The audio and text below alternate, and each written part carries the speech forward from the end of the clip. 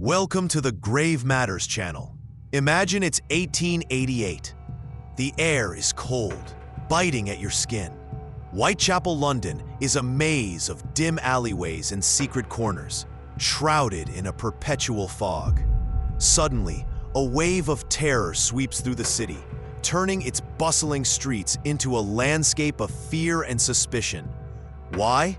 Because a killer walks among them, a phantom figure whose name would become synonymous with dread, Jack the Ripper.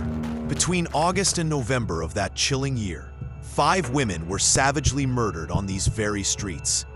The brutality of the crimes, the precision of the attacks, shocked the world. Each victim, found with their throat cut and their body mutilated, bore the chilling signature of a killer growing bolder with every strike. The sheer horror of these acts captivated and terrified a nation, leaving behind a legacy so dark it feels almost like fiction. Yet every horrifying detail is undeniably true. But let's pause for a moment. Who were these victims? They were more than just names in a sensational headline. Mary Ann Nichols, Annie Chapman, Elizabeth Stride, Catherine Eddowes, and Mary Jane Kelly. These were women with families, with dreams, each struggling to survive in a world that often turned its back on them. They were often referred to as unfortunates, a euphemism for the desperate circumstances that forced them into the perilous life of the streets. Today, we remember their names, and we remember their stories, not just as victims, but as individuals whose lives were tragically cut short. Whitechapel itself wasn't just scary because of Jack. It was a crucible of poverty, a place where overcrowding, dirty streets, and rampant crime were part of daily life. Imagine desperate people, with little hope, facing nightly dangers. The East End of London in the late 19th century was a labyrinth of squalid tenements, overcrowded lodging houses, and narrow, gaslit lanes. Thousands lived in abject poverty, many resorting to casual labor or prostitution to survive. Sanitation was virtually non-existent. Disease was rife, and the police presence was stretched thin. This environment, with its dense population, transient residents, and deep-seated social problems, provided the perfect cover for a predator. The shadows truly did seem alive, a perfect hunting ground for a monster who could blend seamlessly into the desperate throngs and disappear without a trace. Now here's where the story gets even more intense. The police. Imagine trying to solve a modern case without fingerprints, without DNA analysis, with almost no forensic science, and with reporters turning every rumor into front-page news. The pressure was wild, an unbearable weight on the shoulders of investigators. The Metropolitan Police, responsible for Whitechapel, found themselves overwhelmed. They lacked the technology we take for granted today. No centralized criminal databases, no rapid communication systems, and certainly no sophisticated forensic techniques. Evidence collection was rudimentary, relying heavily on witness accounts, which were often unreliable or contradictory. The sheer volume of false leads, anonymous letters, and sensationalized press reports further complicated their efforts. The city demanded justice, but with thousands of leads and no effective way to sift through them, the investigation spiraled, and public frustration grew with every passing day. The media, hungry for headlines, often fueled public panic and distrust, sometimes even publishing letters purportedly from the killer himself, adding to the macabre legend. So, after all these years, Jack the Ripper remains a shadow, an unsolved enigma. Over the decades, countless theories have emerged, pointing fingers at everyone from obscure local figures to members of the royal family. More than 100 suspects have been proposed, each with their own set of circumstantial evidence and passionate proponents.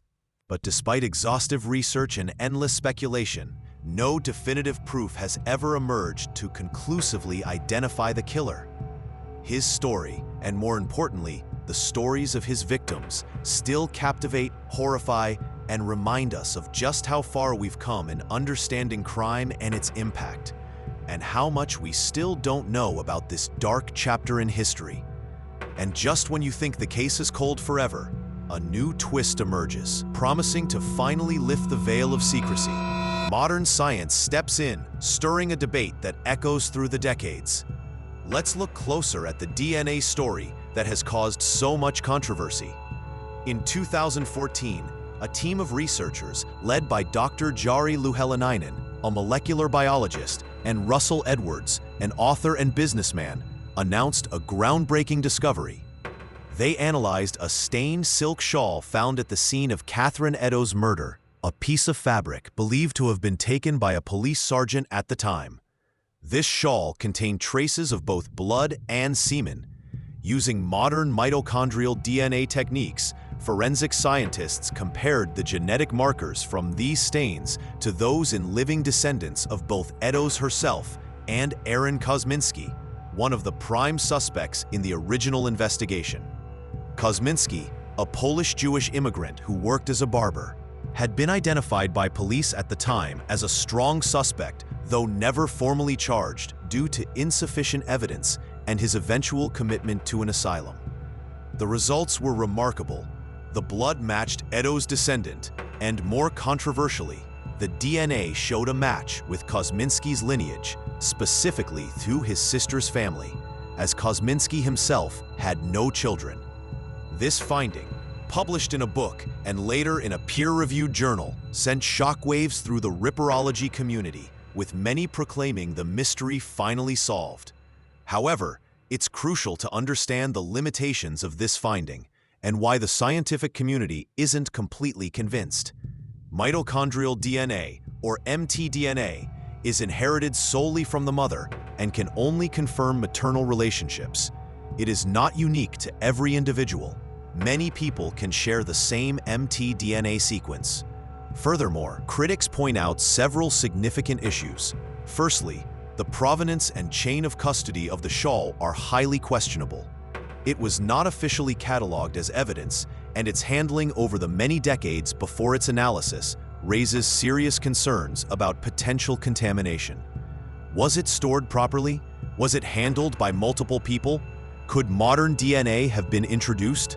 Secondly, the specific methodology and the full genetic data used in the analysis have not been made fully public or subjected to the rigorous scrutiny typically expected in forensic science. This lack of transparency has led to skepticism.